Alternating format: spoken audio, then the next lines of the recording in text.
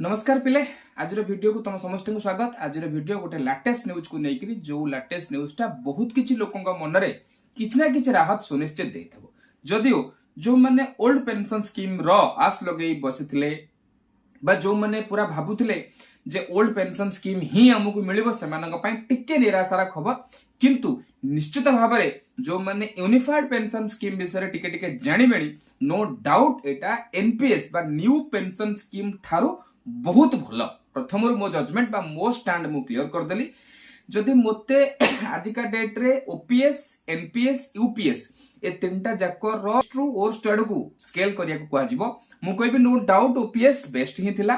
ता तळु को होची यूपीएस यूनिफाइड पेंशन स्कीम आ सबुठु गोटे पॉइंट रे मे भी गोटे कर्मचारी पाई खराब जिंस थिला एनपीएस जोटा धीरे धीरे बोधे विड्रॉ हे जिवो। ओके गोटे जिंस निहाती कहूची ए बाबदरे सविशेष खबर जमा भी पूरा आसी नाही।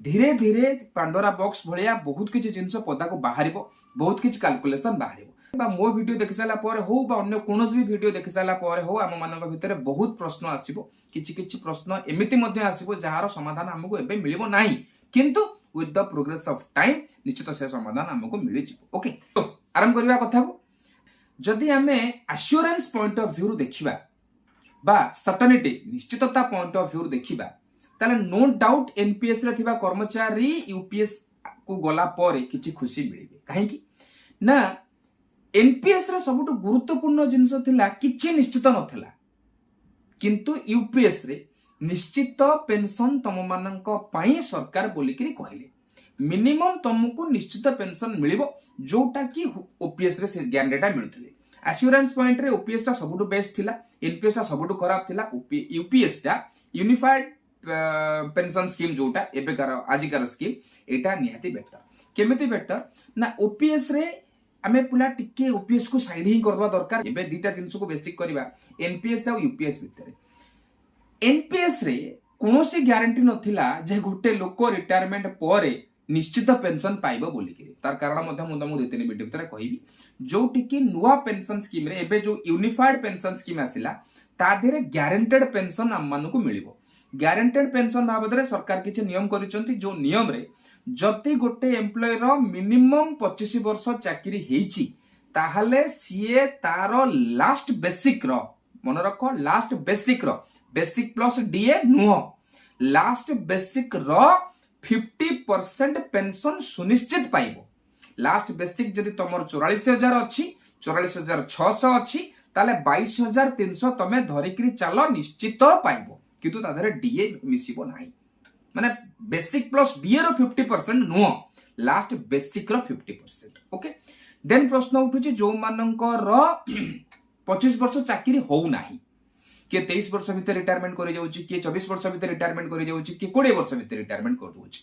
से परिस्थिति रे सरकार कहबा कथा हला कोन ना जो मानकर चाकरी को जतिक दिन हेइथिबो से अनुसार कैलकुलेशन बाहर करिकी से 50% रु किछि परसेंटेज कमी के जिवो बुझुची। तेनु करी मिलिबो सुनिश्चित। गोटे मनरे बड़ा प्रश्न थिबो जे जदि कोनोसी लोक एमिति अछि जे कि 8-10 वर्ष चाकरी करिछि ताहा पर रिटायरमेंट हे जाउची लाइक लेट रे बहुत जॉइन करिछि एठी आसिला सबुठ बड़ा खासियत बा सबुठ बड़ा plus point unified pension scheme रो सेटा होची कोनोसी परिस्थिति रे भी गोटे कर्मचारी रो 10,000 टंका रु पेंशन कमिबो नाही। 10,000 टंका रु पेंशन कमिबो नाही ता माने ग्यारंटेड पेंशन किछ ना किछि मिलिबो। एटा गुरुत्वपूर्ण जिंस गला। ओल्ड पेंशन स्कीम रे एम्प्लॉय को किछि कंट्रीब्यूट करबा को पडु नथला जोटा कि सबुठ बेस्ट पॉइंट थिला। सबुठ बेस्ट पॉइंट थिला ओल्ड पेंशन स्कीम रे एम्प्लॉय किछि कंट्रीब्यूट कर नथला, जहा पेंशन बाबद को सरकार दउतले सरकार निजस्व पांठिरु दउतले। न्यू पेंशन स्कीम रे एम्प्लॉय दउथला किछि परसेंट ता धीरे सरकार रखिथिले किछि परसेंट जे मु तो किछि देली मो पई सरकार किछि देले सेटा मिसी कि जाउथला। यूनिफाइड पेंशन स्कीम रे टिके हल्का चेंजेस हेछि। एम्प्लॉय कंट्रीब्यूट करिवो, एम्प्लॉय पटुरु किछि कटिबो निश्चित, किंतु केते कटिबो सेति पई टिके पछकु जिबा। एनपीएस रे न्यू पेंशन स्कीम रे कोन होथला ना गोटे एम्प्लॉय रो बेसिक आउ डीए रो मिसिकरी परसेंटेज कटुतला। माने करा बेसिक जतिक अछि तार डीए मिसै देला मिसै कि 10% कटुतला, किंतु एबे कोन कले यूनिफाइड पेंशन स्कीम रे डीए टा को काढी देले सो डीए टाकू काढ़ी देले माने केवल तुमर बेसिक रो 10% कटिबो। जदि वर्तमान मो बेसिक 28,200 हुए मते 50% डीए मिलुची 28 14 42,000 टंका हो जाउची मोर बेसिक आउ डीए मिसिकरी 42,000 रो 10% माने 4,200 टंका मु कंट्रीब्यूट करूथली मो पेंशन स्कीम को, जोटी कि एबे एम्प्लॉय कोन करिवो डीए टाकू माइनस कर दिया गला केवल 28,200 रो 10% बा 2,800 टंका पाखापाखि कंट्रीब्यूट करिवो सोइला। आ गोटे पट हूँ कौन ना एम्प्लॉयर्स सरकार तरफ कौन दि जाऊला, सरकार तरफ एनपीएस रे पाखापाखि 14% 12% दि जाऊला, जोटा को बढ़े 18.5% करा जायछि यूनिफाइड पेंशन स्कीम रे। तार माने जदि सरकार गोटे एम्प्लॉयर पाई पेंशन देबे, पेंशन पाई किछि कंट्रीब्यूट करिवे, ताहाले एम्प्लॉय कोन कला ना ता बेसिक रो 10% देला, सरकार 18.5% देबे। जदि मो बेसिक 28,200 टंका मु 2,820 टंका बा 2,800 टंका देली, मो पाई 28,200 रो 18.5% सरकार देले। ये निश्चित भाव में गोटे गुरुत्वपूर्ण कथा। रिटायरमेंट पर आमे जो पेंशन पाइबा से पेंशन रे डीए मध्य लागू हबार चांसेस अछि बा लागू हबार चेष्टा करा जाउची। ता देरे किछि किछि परिमाण रे डीए हिसाब हेकरी मध्य से पेंशन ऐड हे चलिबो, जोटा कि निहाती मध्य गोटे गुरुत्वपूर्ण कथा। पूरा क्लारिटी पिक्चर हुए तो गवर्नमेंट पाखे डॉक्यूमेंट रे अवेलेबल थिबो, जेहेतु हम मान सामना को आसेनी हमें पूरा क्लारिटी पिक्चर एपर्यंत सुधा पाइबे। ओके, जदि गोटे पेंशन होल्डर मर जाउची, जदि गोटे पेंशन होल्डर मरी जाउची, से भली केसेस रे कोन होउतिला ना, से भली केसेस रे एबे व्यवस्था होची जदि गोटे पेंशन होल्डर 2 वर्ष पेंशन ड्रॉ कला पर कोनोसी कारण मरी जाउची, से लास्ट जति की पेंशन पाउथिला, जति की पेंशन पाउथिला तार 60% पैसा इमीडिएट फैमिली लोक को मिल गला। तार नियम कछि तम परे किए पाइबो ता परे किए पाइबो, से जिंस इमीडिएटली 60% पेंशन ता परवर्ती लोक पाइबो, ता परिवार लोक पाइबो। ठीक अछि। तापरे साधारण भाव में रिटायरमेंट हला बेलू गोटे लमसम अमाउंट हमको मिले, जे मु एते वर्ष चाकरी कले सरकार गोटा खुशी कि लमसम अमाउंट दियंती, जाको ओल्ड पेंशन स्कीम रे बहुत किछि ना दिया जायछि। ए व्यवस्था मध्ये एठी अछि, से लमसम अमाउंट रो गोटा हिसाब बाहर करा जायछि, जे जदी गोटे लोक एते वर्षर सर्विस करसला पर रिटायरमेंट नउछि, गोटे मोटा अंकर पैसा ताकू दिया जिबा मध्ये उचित। ए जिंस कोन दिया जिबा उचित बा ए जिंस केते दिया जिबा उचित, तार कैलकुलेशन हिसाब को सरकार कहउचंती तमे जतिक वर्ष चाकरी करछ, गोटा मन कर धन्य 30 वर्ष, तमे 30 वर्ष जदि चाकरी करिछ, प्रति 6 मास रे तम बेसिक आउ तमे डीए जतिक हेला तार पाखा पाखी 10% हिसाब रे तमे पाइबो। अगर गोटे लोक आरंभ करिछि 28,200, मु मन कर कहिछि 28,200 प्लस 50% डीए हैला, सो 28 50 28 14 42,000 हे जाउछि। वर्तमान 6 मास पई मोर गोटा फाइनल जो मोटा दरमाटा पाइबी, मोटा अंकटा पाइबी, से कुंपी गुड़ा तैयारी गला। ए 6 मास रे कोन करा गला ना 4200 टंका मिसिकी थुआला। तापरे नेक्स्ट 6 मास को कोन करा गला ना मोर बेसिक चेंज हे गला। बेसिक चेंज गला पर मन कर 28,200 अछि, से चेंज हे करी मन कर हे गला 200 हेले 800 29,000 हे गला। 29,000 बेले को जदि मन कर डीएटा से 50 न कि 60% हे जाईछि, से कैलकुलेशन हे सला पर तार जो 10% से जाय मो 60 वर्ष पर जो पैसा मिले से कुंपी रे आड हे गला। जेमती तमरो बेसिक बढ़ी बढ़ी चलीथिबो, डीए बढ़ी बढ़ी चलीथिबो, ता भितरु 10% नेखार पैसा से कुंपी रे आड हे चलथबो। किंतु जमा भी असुविधा करबोनी, जमा भी उल्टा भाबिबोनी जे ए 10% कटिकिरी कुंपी रे आड होछि बोलिकरी नाही।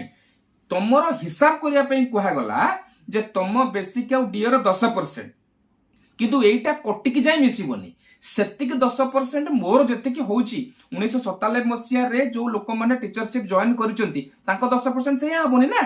मनकर मु एबे चाकरी रे अछि, मोर 10% होउची 4200 टंका। जे 97 बैच रे जो पिला चाकरी करिसंती, जो लोक माने चाकरी करिसंती, जो माने आज का डेट रे 75 रु 80,000 टंका ड्रॉ करूचंती, तांको 10% से हबो की? तेनु कर हिसाब करिया पई एमती तमे हिसाब करो, से हिसाब रे पैसा तुमको कम करिवो, लास्ट को गोटा मोटा अंकर सरकार पैसा धरेबे।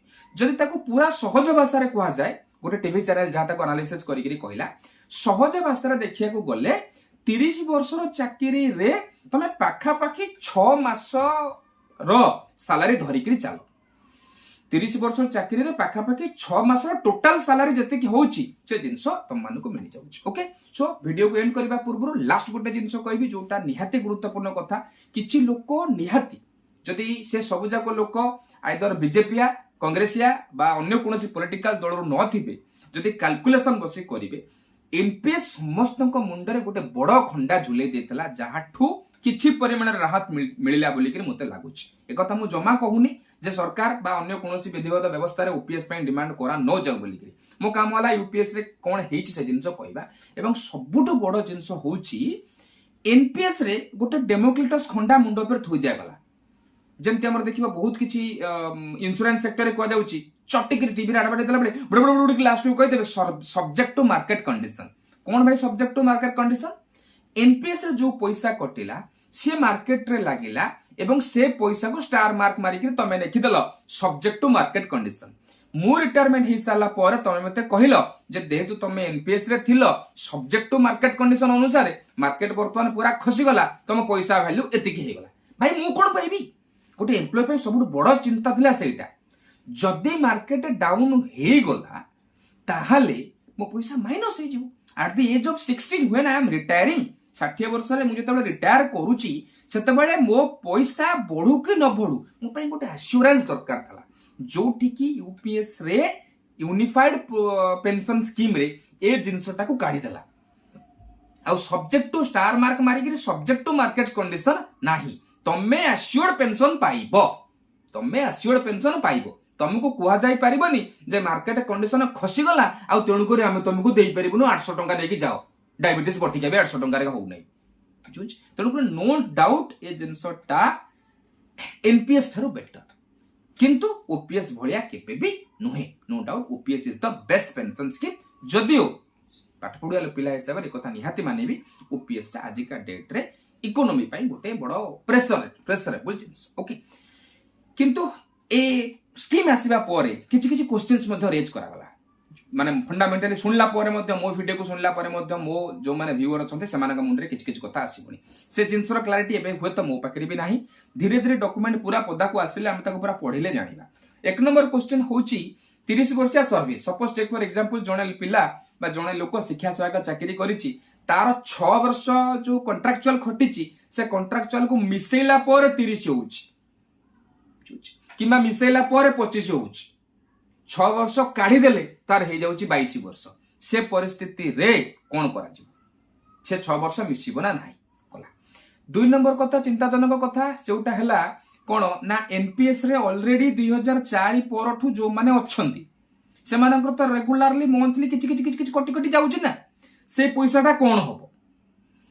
से पैसाटा कोन हबो? जदि आजिका डेट रे गोटे कस्टमर बा गोटे एम्प्लॉय तार एनपीएस आप हम मानक पाखरे अछि, एप्लीकेशन देखि रे हम देखिले 7 लाख टका मोर एनपीएस रे अछि, से 7 लाख टका वर्तमान हबो कोन? एमती बहुत गुडे प्रश्न वर्तमान सामना को आसी छी। ओके, सो वर्तमान सुधा सेंट्रल गवर्नमेंट एम्प्लॉय मानक पई सेंट्रल गवर्नमेंट कोन करिछि ऑप्शन आनिछि, स्टेट गवर्नमेंट मानक को ऑप्शन दिया जाइछि, सेमाने चाहिले यूनिफाइड पेंशन स्कीम जॉइन करि पारिबे।